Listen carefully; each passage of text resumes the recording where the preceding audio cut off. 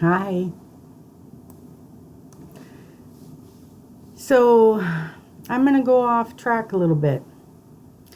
I'm going to approach a subject that comes up often in my life, and now because my work is a .com and Facebook groups and a marketplace and all the things that I do, Patreon, I'm getting more and more exposed to a subject that's getting, how do I explain it? It's always been there. It's just getting into the light more. And I think that that is wonderful. And I'm very happy that it is. But I have some things that I want to share about it because I truly believe that depression is something that a lot more people deal with than we will ever know. It's something that a lot of people keep private. And that makes sense because it's a private issue. In some ways, it's unique to each of us who suffer with it. A lot of people through the years that I've been on here have explained to me that their art helps them through their depression. And I agree with that. But I put myself in a position that another lady that I've been following put herself in. And her name is Moira, and she's in Scotland. And what I did was similar to what she did, and that is that I thought if I started making things and then I could sell them, then I could have a situation where my hobby would take care of itself financially. It wouldn't take from the family's income anymore. And so I was really happy to do that. And so what happened is that when it doesn't succeed in the way that you feel that it should, or it doesn't succeed in the way that it can, it actually makes your depression worse. So that's where I'm asking you as my followers and anyone else who watches this, at what point, hi Kimberly, at what point is our depression and our art codependent if we are getting depressed because our products aren't selling or being noticed, or recognition isn't there for our YouTube efforts, or the other types of things that we do? That's something to think about. It's something that I had not put the two together before until this last week when Moira did her video. And so I'm asking people to comment below, to share with me your story. Help me understand, where do we separate the depression from the art if our art is, because we made it a business type venture, is creating some of our depression? And I know the answer. I just want to hear from you guys. So the answer for me, because this hit me about 3 months ago, hit me hard. Things weren't going the way that I had hoped they would. Things weren't popping, as they say. I didn't go viral with my YouTube, and I haven't been selling enough to support the money that I put into the website. But I did figure out something.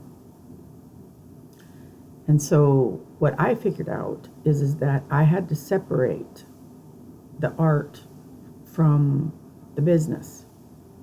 I can have a business where I sell some of my products or the things that I create, but I can't only do the work, do the craft, do the art, do the techniques, do all the things that I do only because it needs to go into the store, or only because YouTube, it's time for a new YouTube channel video, or because my Facebook group is looking for some inspiration. I have to stop and go into my room, my work room, and sit down and look at something and go completely off track of what all the other things in my head are doing.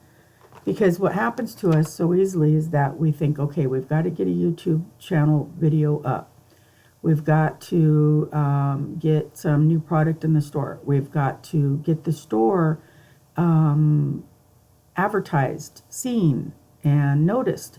So that takes up a lot of your brain space, when in reality, you need to stop and say, I don't want to think about any of that right now. I only want to think about what what is something that I've been wanting to do, a technique I want to try, a product I want to use, a piece of fabric that's been laying there that I haven't gotten to do something with that I really wanted to, or things like that. I have to do that. And there are times when I do things, not very often, and I need to do it more, but there are times when I do things down in my workroom, craft related, art related. It is a very tough balance, Lisa, and it's something that I think a lot of us who get into this don't know ahead of time. Okay, so let's say we understand the idea of balancing family and work. We understand making sure that we know we got to feed our family. We got to take care of some responsibilities. Maybe we have small children. Maybe we have animals. We have all these things. But the idea is separating the business from the creativity is something that didn't come up for me until about 3 months ago. And then when I've watched Moira's videos, my heart breaks for her. Because I've been there, and I commented on her video that I had to separate the business from the art and do some things for myself that was only for me. That wasn't for someone else to see or get motivated by. Wasn't there to inspire anybody else. Wasn't there to teach something. It was just done because I wanted to do it. Because if I don't do that occasionally, I start to feel like I don't have it in me to do all the different things that I've set out to do. And I want to keep that balance so that I can go forward, because it's important for me to make this a successful situation for me and people that are going through it with me. I do say that I feel for Moira because she is not in a position to get a .com, which is something that takes that is a difficult situation. Luckily, there are other options out there. She'll find them. She will find her way. She will get happy again. And in the process, she will have made a bunch of new friends and have inspired people and made them look at themselves in the mirror and know that it's okay to feel down because there's other people going through the same thing. But I truly think that at this stage, I want everyone that's doing this for, in any way, money, whether it's you're just doing it as a hobby and trying to make some extra money, if you're trying to have it pay for itself, or you're actually trying to create a successful business, right? Like you want to make money, like you want to be Martha Stewart someday. I want to be Martha Stewart someday, okay? That's okay to say. I would love to be successful at this, but I have to maintain myself. And to do that, I have to separate myself from the things that are expected from me. But so that's what I've done. And so I ask you, where does depression and art either become codependent, or how do we get them to not be codependent, right? So that's something that I think would be a good discussion to have.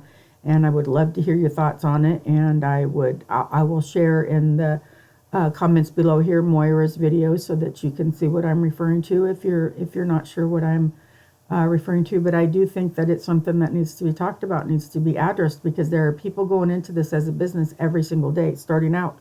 And it is tough. And this whole Etsy thing that's gone on has hit a lot of the artists and affected the way that things are going for them. Changes is good though. Everyone will come out of it okay. They will come out of it a better artist, a better person, a better, entrepreneur. They'll figure it out, because these are strong people. You can't be an artist and not be strong. That's just all there is to it. You have to be able to take criticism. You have to be able to take failure. You have to be able to take, the good and the bad with it. So, but I will stop here, and I just want to say thank you so much, Kimberly and Lisa, for joining me in this. And anyone who comes in and watches afterwards, I just want to say, yeah, I'd love to hear what you have to say about it, and what advice would you give someone that's getting into the business or is in it and is losing their passion, because we got to keep our passion, or else there's no reason to be doing it. No reason at all. I'll let you go. Bye-bye.